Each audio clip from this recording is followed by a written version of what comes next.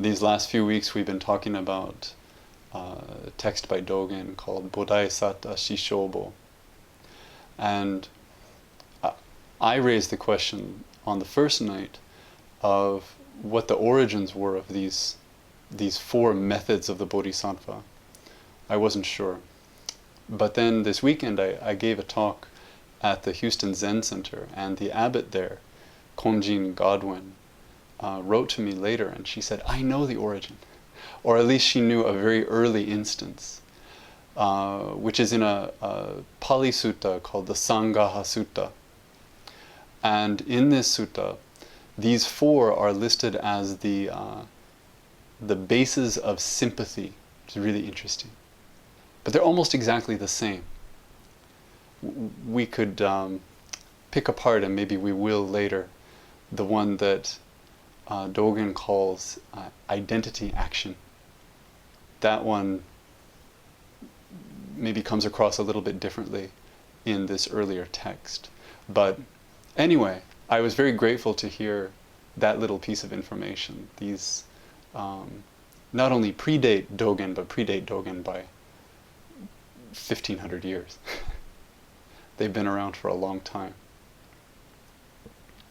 So for the first 3 weeks, we talked about giving, or dana. And though we could do that forever, we're moving on tonight to the second of these methods, which is loving speech. Dogen doesn't say a lot, and I'm not even going to read all of it, because it's all of a particular character, and I don't think we need to go through it word by word, but I want to give you the highlights. This is Buddhism at its simplest. It's so straightforward. This is advice that your grandmother might give you, but it's coming to us from the Buddha, and maybe we hear it in a different way. Dogen writes, loving speech means, first of all, to arouse compassionate mind when meeting with living beings, and to offer caring and loving words. So whenever we meet anyone, to come to that encounter from a place of compassion. Now later in this section, he writes, we should know that loving speech arises from a loving mind, and that the seed of a loving mind is compassionate heart. If we aren't careful, we can miss an opportunity here, because it sounds as if he's saying that what you really need is a compassionate heart. And if you have a compassionate heart, this internal quality, then you'll have a loving mind. And if you have a loving mind, you'll have loving speech. Isn't that great? And of course that's true, but in fact, if you had that compassionate heart, if you had that loving mind, you wouldn't need this teaching. You could skip to the next one. This teaching is for when we don't always feel like we have a compassionate heart. But we do it anyway. What does it look like to use loving speech? It's a really interesting question. It's an interesting question here, and it's an interesting question moment by moment. In Japan, where a lot of dialogue between people day to day is scripted, there are set phrases that you use, there are ways that you greet everyone, ways that you express respect, ways that you express concern. It's not that hard. If you stick to the script is very kind. And the people you're talking to will also stick to the script. And so there's this agreement culturally that you're giving and taking these compassionate words all the time. It's simple. Here, I think it's not so simple. Culturally, our ways of expressing things like kindness are much more fluid. There's so much more diversity. You could get it wrong.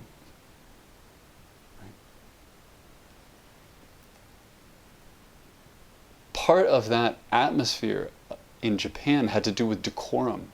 It had to do with a certain kind of formality, which I love. And one of my ways that I try to express respect for people is, for example, in email, I'm a little bit formal. I use salutations, and I have closings, and I try to bring some sense of that. But then people make fun of me. Even my friends will say, why are you so formal all the time? And I understand that. It's a case of me trying to do something and it not always translating. Because it can sound distancing too. Right? Maybe it sounds like I'm trying to keep people at bay. That's not my intention. But I have to be aware of that as well. There's me trying to do it right, and then there's what it actually is to be skillful, and those two things may not be the same.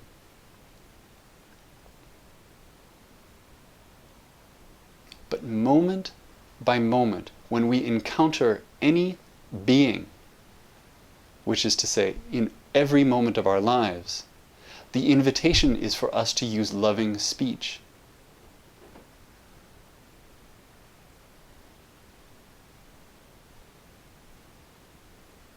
I have met people who come very close to realizing that ideal. Not necessarily because of what they say, but because of what they won't. People who made a decision at some point in their lives that they would not speak ill of anyone, that they would not speak in an unkind way to anyone. Being around someone like that can be both inspiring and uncomfortable.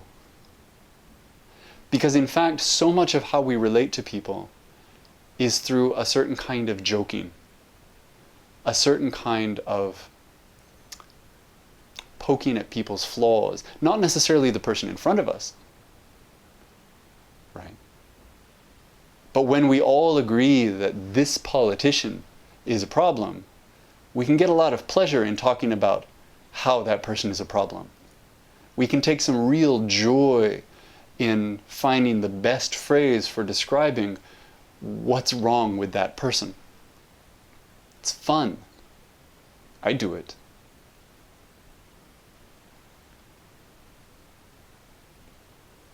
And I don't know what to do with that, except that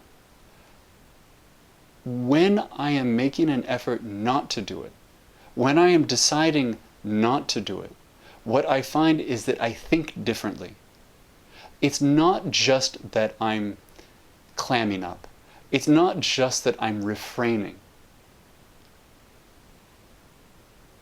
It's that I find myself looking for something to say.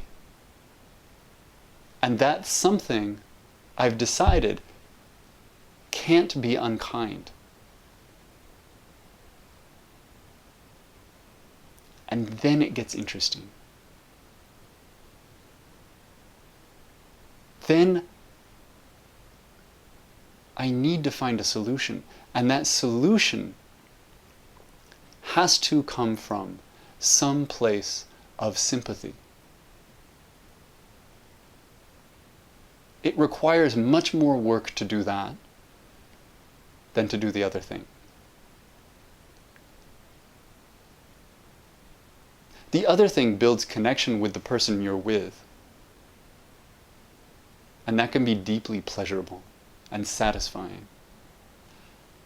But this other approach, this choice to use loving speech all the time, no matter who the audience is,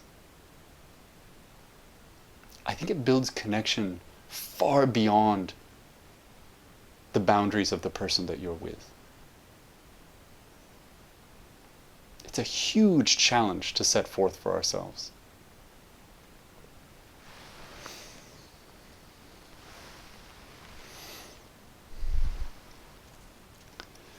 Dogen says we should praise those with virtue and we should pity those without virtue. From the moment we begin to delight in loving speech is nurtured, little by little. The decision to take this up is what makes it possible. Because we do immediately go into that other mode. we start finding solutions. We start finding ways of speaking that are different. I think I've mentioned that a few years ago I read an article by a woman who, I don't remember now if it was for a month or a couple months, but she resolved for some period that she would not complain about anything at all. And then she wrote an article about it. And that article was exactly what you might expect if you do this thought exercise for yourself, which is that for the first few days, for the first week, it was almost impossible for her to say anything. She realized that almost everything she said, whether it was sincere or joking, somehow carried within it a complaint about the weather, about work, about whatever it was.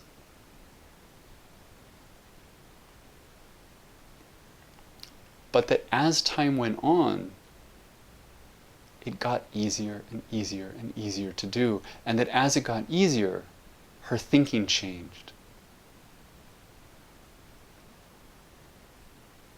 And eventually those complaints that she wasn't saying also weren't appearing in her mind.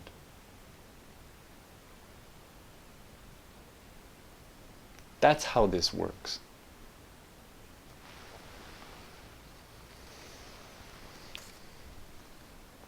A little further down, Dogen writes, this is really interesting.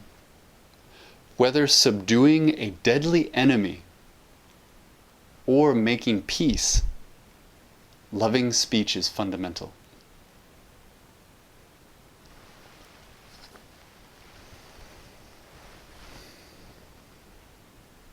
He's allowing for the reality that there are hostile forces in the world. This isn't meant to be fake. It isn't meant to be that by adopting loving speech, we're somehow creating a world in our minds in which everyone is in love with each other and problems go away. He isn't suggesting that by being kind to someone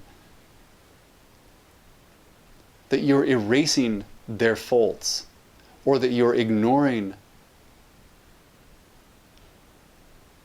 their wrong behavior. It's not that. But that any skillful interaction with anyone, regardless of the dynamic, will rest on your decision to speak and to act and to move from a compassionate place. Nothing changes that. Last week we talked about anger. This doesn't mean you're not angry. It doesn't mean you haven't been hurt. It doesn't mean you're not afraid. It doesn't mean something is forgiven.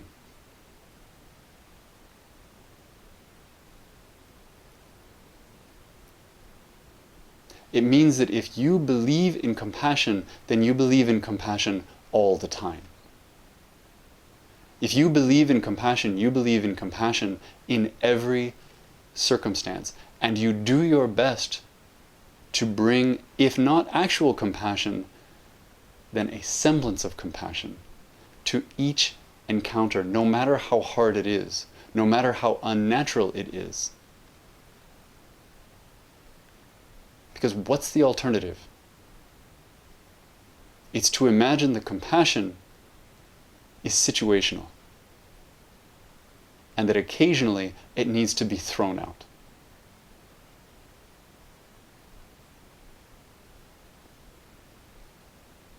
If that's the case, then it isn't compassion. It's something else. And I want to add here, because I think this is important, part of why the question of words matters so much is because we are wired as human beings to believe the things that we hear. I've run into this a few times reading articles about psychology, about group culture, about politics, that we are wired in our brains to believe things that we hear. And this is why if you spend a weekend in a hotel room where the only channel is news that comes from the opposite side of the political spectrum. So if you consider yourself very, very liberal, but then you find yourself with just the right-wing station, if you listen to them talk for the whole weekend, not the people who are yelling, but the people who are speaking in a reasoned voice, the people who are bringing in some facts when they talk, over time, even if you can explain all the reasons why you don't believe them, your disbelief will start to get fuzzy. Because your brain wants to believe the words that are in the air. And why does this matter? It matters for two reasons. One, because we're talking about speech, and that means someone always hears what you say. What do you want people to believe? What kinds of words inspire people to do better? What kinds of words inspire compassion? Compassionate words inspire compassion. You can invite people into a space in which they hear something kind and start to believe it. But it also matters because we believe ourselves. And we know, for example, that when people say to themselves, out loud or in their minds, but especially out loud, things like, "Oh, I'm so stupid." If you say it enough times, you believe it.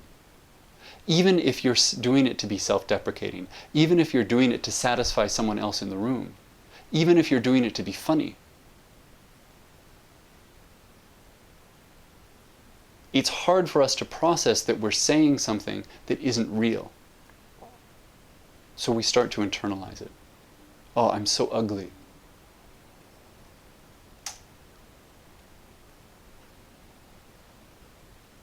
And so loving speech applies when you encounter yourself as well.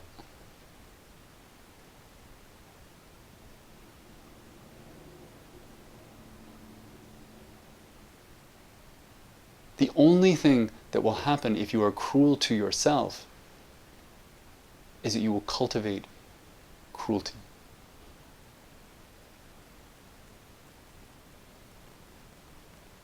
This applies in every moment, in every encounter, whether we're talking to a person or a cat or looking in the mirror.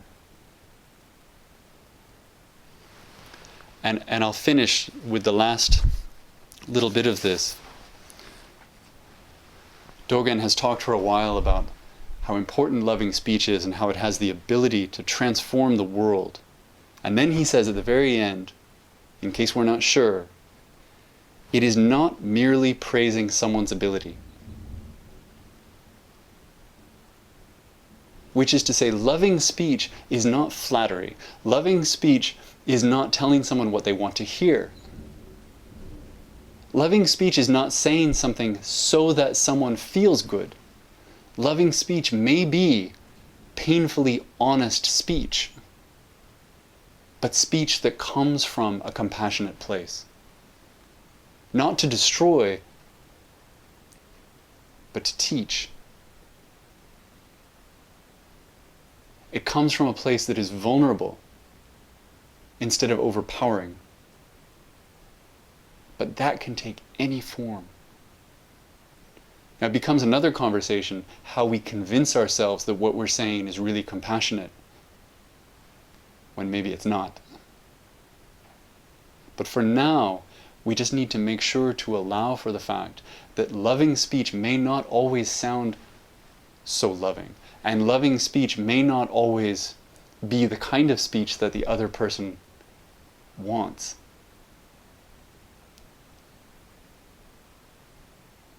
That's on us to make it real.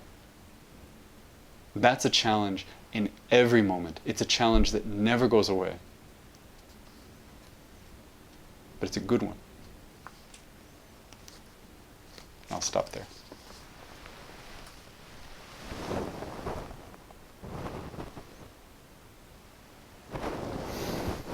Let's bow to each other.